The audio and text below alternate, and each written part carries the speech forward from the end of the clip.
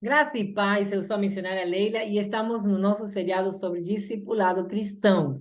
Algumas coisas que nós precisamos receber e entender ao respeito do conhecimento da palavra de Deus e desse novo tempo na nossa vida como filhos de Deus. Amém? Então, hoje nós vamos falar ao respeito da certeza da salvação. Então, para isso, nós precisamos conhecer algumas verdades importantes da palavra de Deus e para poder continuar crescendo, amém? Na vida cristã. As verdades mais importantes nós vamos estar procurando já na palavra de Deus, mas é a promessa da vida eterna. Eu quero que você busque isso na primeira carta de João, no capítulo 5, no versículo 3, 11 ao 13. Amém? Eu estou aqui abrindo a minha Bíblia e já já nós vamos estar lendo essa passagem. Então, vamos às verdades mais importantes que você e eu precisamos guardar no nosso coração, hein? Como alicerce para nós poder estar continuando a crescer nessa caminhada. A promessa da vida eterna, a promessa de nos tornarmos filhos de Deus, a promessa de perdão dos nossos pecados, a necessidade de crer em fatos e não em sentimentos, o testemunho interior do Espírito Santo e poder explicar estes pontos com detalhes para que você que acaba de chegar na fé, que acaba de dar esse passinho de fé e está se tornando um novo convertido, um novo filho de Deus, possa compreender e caminhar na presença de Deus de forma firme e constante. Então, vamos estar explicando a primeira verdade que fala da vida eterna. A primeira parte a ser mostrada é a certeza que temos a vida eterna com o Senhor. Trata-se de uma maravilhosa promessa de Deus para todos os que creem no Evangelho. Temos que incentivar, então, a nossa fé através da verdade, do conhecimento da palavra. Isso significa não somente que é uma vida sem fim com o Senhor, mas também uma verdadeira comunhão com Ele. Plena realização pessoal e felicidade eterna. Você já pensou? A gente vive num mundo de dor e sofrimento e é muito difícil a gente compreender ou absorver essa verdade, né? Que a gente não vai ter mais nem dor nem sofrimento. Mas essa é uma das promessas mais maravilhosas que o Senhor nos deu através do poder da sua palavra e da sua salvação, que nós não teremos realmente mais nem dor nem sofrimento. A vida eterna que nos espera, ela está desprovista de dor e sofrimento. Então, será uma felicidade plena, eterna. Esse é o futuro maravilhoso que aguarda a todos os que atendem a mensagem do Evangelho. Os versos seguintes são muito apropriados para o novo crente. Olha o que diz a palavra de Deus. Na primeira carta de João, capítulo 5, versículo 11 ao 13. E o testemunho é este: que Deus nos deu a vida eterna. E esta vida está no seu Filho. Aquele que tem o Filho tem a vida. Aquele que não tem o Filho não tem a vida. Estas coisas vos escrevi de saberdes que tendes a vida eterna. Como eu disse, isso está registrado na primeira carta de João, capítulo 5, do verso 11 ao 13. Porque Deus amou ao mundo de tal maneira que deu seu Filho unigênito, para que todo aquele que nele crê não pereça, mas tenha vida eterna. Esse registro se encontra no Evangelho de João, capítulo 3, versículo 16. E olha só, por isso, quem crê no Filho tem a vida eterna. O que, todavia, se mantém rebelde contra o Filho, não verá a vida, mas sobre ele permanecerá a ira de Deus. Isso está no Evangelho de João, capítulo 3 também, mas no versículo 36. Então, a promessa da vida eterna é uma das promessas principais que você e eu precisamos guardar no nosso coração. Uma vida de plenitude, uma vida de felicidade, onde não haverá dor nem sofrimento. Na segunda verdade, a promessa de nos tornarmos filhos de Deus. A segunda verdade que examinamos com o novo convertido é a promessa de fazermos parte da família de Deus. Num sentido muito real, nós nos tornamos co-herdeiros com Cristo, das promessas de Deus. A salvação marca para nós o início de um relacionamento com Deus, de filho para pai, de pai para filho. É um relacionamento de família. É importante que você, como novo convertido, como novo nesta nova fé, você possa compreender que isto é um privilégio que em nosso meio nós temos a certeza da salvação. Devemos mostrar-lhes, então, ao mundo que nosso Deus, que nosso Salvador, nos tornou filhos co-herdeiros com Cristo. Nós estamos agora sendo filhos por adoção, mas filhos legítimos através do nosso querido Jesus Cristo. Mas a todos quantos o receberam, deu-lhes o poder de serem filhos e filhos de Deus, a saber, os que creem em seu nome. Isso está registrado no Evangelho de João, capítulo 1, versículo 12. Olha que interessante. Pois todos vós sois filhos de Deus, mediante a fé em Cristo Jesus. É Jesus quem nos torna filhos de Deus. Isso está registrado na carta aos Gálatas, capítulo 3, versículo 26. De fato é que através do sacrifício de Jesus, você e eu nos tornamos filhos, co-herdeiros com Ele. Co-herdeiros com Ele. Olha que maravilha, nós não somos merecedores de nada, não temos herança no céu, mas Ele se despojou de toda a glória, se fez homem, se sacrificou, morreu em nosso lugar, assumindo a culpa dos nossos pecados. Ele se tornou maldição para que nós pudéssemos nos tornar bênção. Olha que maravilhosa promessa. Assim, então, nos tornamos co-herdeiros com Cristo, filhos de Deus. Pois todos os que são guiados pelo Espírito Santo de Deus são filhos de Deus. Ora, se somos filhos, somos também herdeiros de Deus e co-herdeiros com Cristo. Isso está registrado na Carta aos Romanos, capítulo 8, dos versículos 14 ao 17. Olha que maravilha! Somos filhos de Deus e também co-herdeiros com Cristo. Eita glória! A terceira verdade que nós temos para compartilhar com você fala do perdão dos pecados. Outra grande verdade que precisamos comunicar é a promessa do perdão dos pecados que temos em Cristo.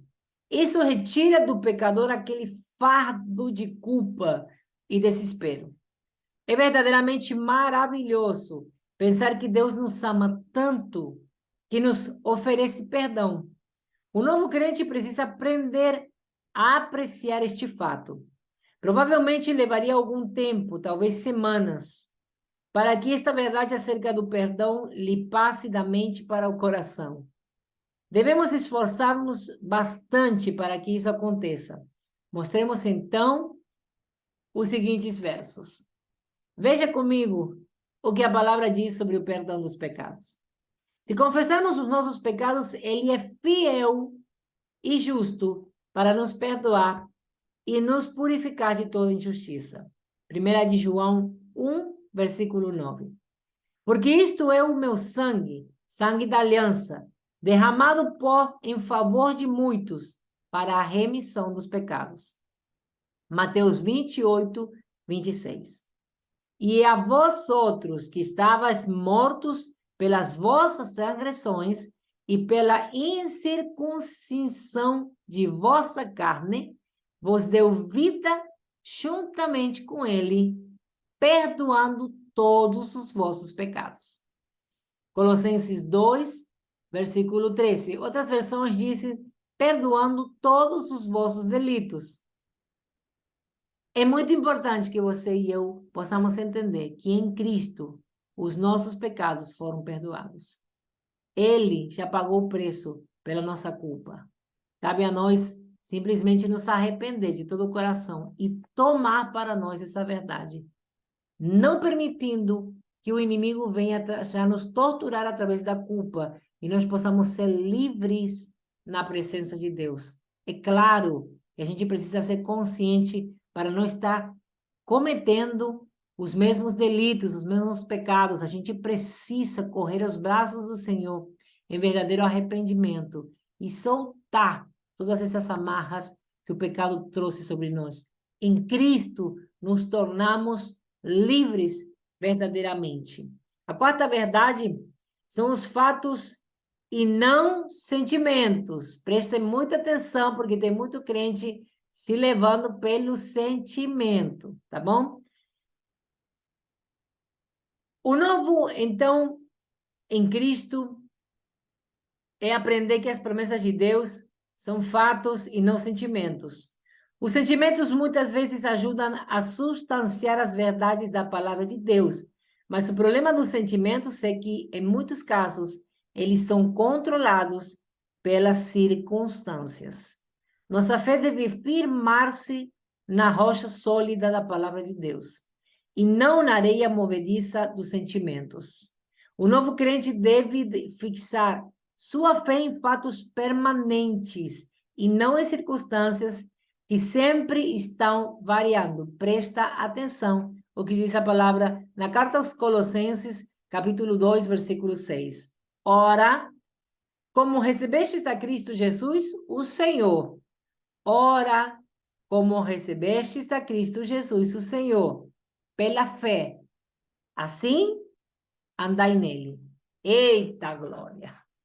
A quarta verdade, então, é o testemunho do Espírito Santo. Os sentimentos têm o seu lugar na certeza de salvação experimentada pelo novo crente.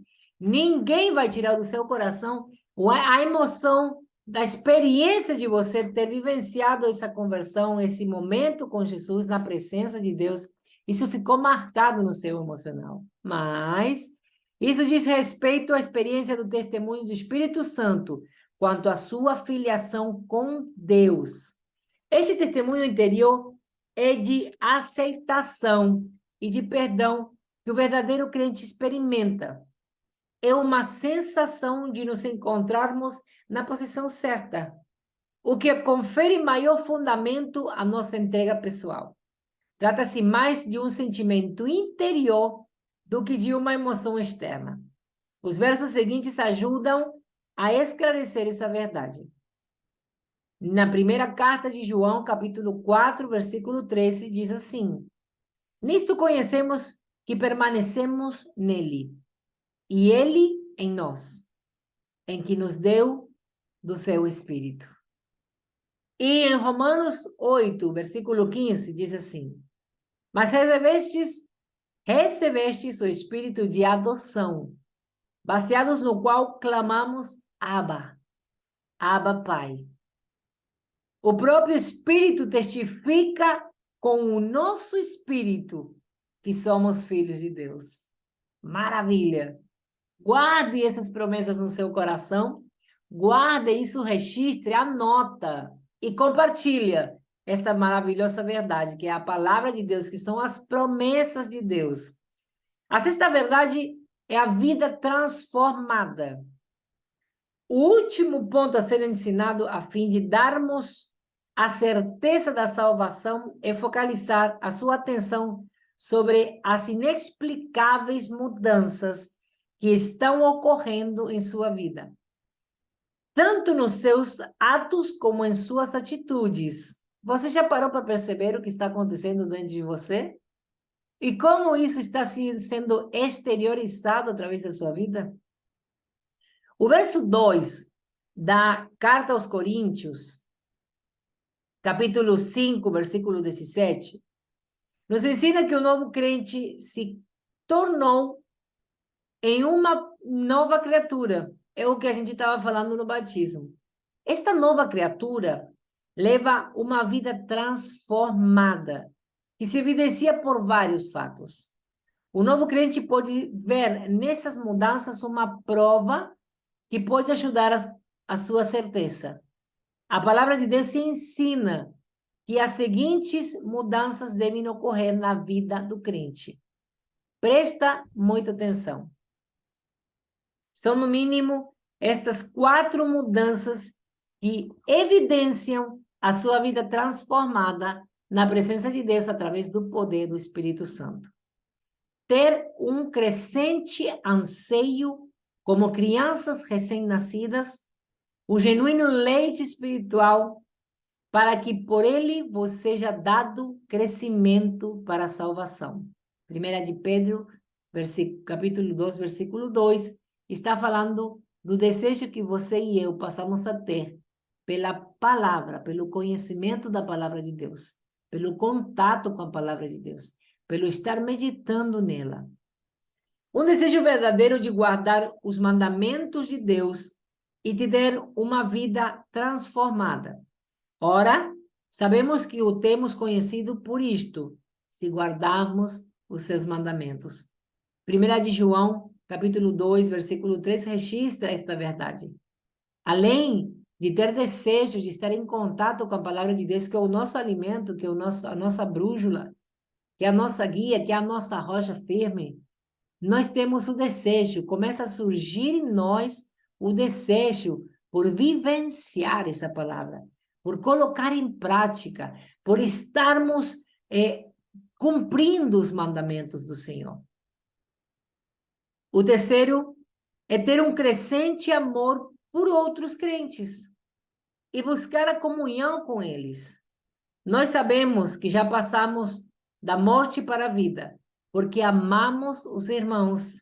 Olha que lindo! Isso também está registrado na primeira carta de João, no capítulo 3, agora, versículo 14. Tremenda! Leia, medite nas cartas de João. Então, além de ter desejo, começar a surgir em nós o desejo de conhecer a palavra de Deus, de ter contato com ela, de estar nos alimentando diariamente com ela, nós passamos a ter o desejo de cumprir essa palavra, de fazê-la viva na nossa vida, de poder estar praticando, de poder estar vivenciando essa palavra. Então, surge, através dessa leitura e prática da palavra, um amor genuíno pelos nossos irmãos em Cristo. O quarto é ter o desejo de falar de Cristo a outros. Como está escrito, eu criei, por isso é que falei. Também nós cremos, por isso também falamos. Isso está registrado na segunda carta de Coríntios, capítulo 4, versículo 13. Pois nós não podemos deixar de falar das coisas que vimos e ouvimos. Atos dos Apóstolos, capítulo 4, versículo 20.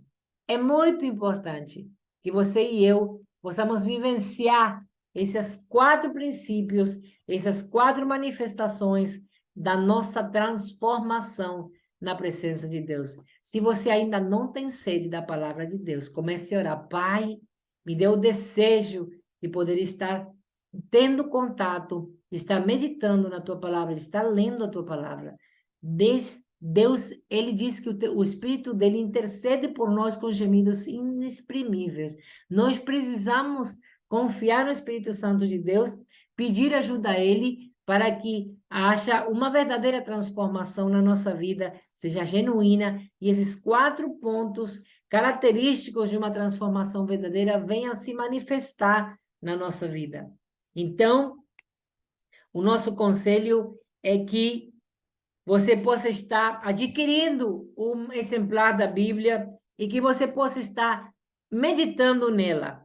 Devemos, então, ter, de alguma forma, o contato com a palavra de Deus. Se você não pode, não tem condições hoje de adquirir uma Bíblia, então baixa um aplicativo de uma Bíblia online, baixa uma versão offline para você não depender do crédito do seu celular e você poder ter acesso à Bíblia, tendo ou não tendo crédito, que você possa ter acesso à palavra de Deus desde qualquer lugar, que nada impeça você estar. Então, se aproxime a qualquer igreja evangélica e peça, quem sabe eles possam te presentear com um exemplar da palavra de Deus. Sem a palavra de Deus, a nossa fé não é edificada. A nossa fé é edificada pelo ouvir a palavra de Deus. Nós precisamos ter contato com a palavra de Deus. Se quer ter uma vida de vitória, se quer realmente vencer na vida, você precisa ter vida na palavra. E a própria palavra vai te convencer do pecado, vai te convencer, vai te fortalecer, vai alicerçar os teus pés na presença de Deus. Ela vai te levar a você viver uma vida real, um relacionamento real com o nosso Senhor e Salvador, e você vai poder experimentar o sobrenatural na presença dele. Você que está chegando aos pés do Senhor hoje, você que faz tempo que está na presença de Deus, ou que vem e participa da igreja, mas não tem tido vida espiritual, se anime a voltar às primeiras obras, se anime a voltar ao primeiro amor, se anime a você voltar a meditar na palavra de Deus e deixa que o Espírito Santo faça o que só Ele pode fazer. Te trazer vida e vida em abundância, através desse ler e viver a palavra de Deus. A minha oração é que Deus te abençoe, que através dessa mensagem você possa ser edificado, que você possa alicerçar a tua vida na palavra de Deus e que possa vivê-la ao ponto de expressar essa vida amando o teu Deus por cima de todas as coisas e ao teu próximo como a você mesmo. Que Deus te ensine a amar com o amor dele, genuíno e verdadeiro, e você possa ser transformado poderosamente pelo poder da palavra, em o nome de Jesus, glorificando assim seu nome em tudo que vier fazer, em tudo que vier vivenciar, na forma de vestir, na forma de falar, na forma de caminhar, que você possa ser um instrumento poderoso nas mãos de Deus, para que outros vejam Cristo em ti e possam ser animados a seguir a Jesus e conhecer ao nosso único e verdadeiro Salvador.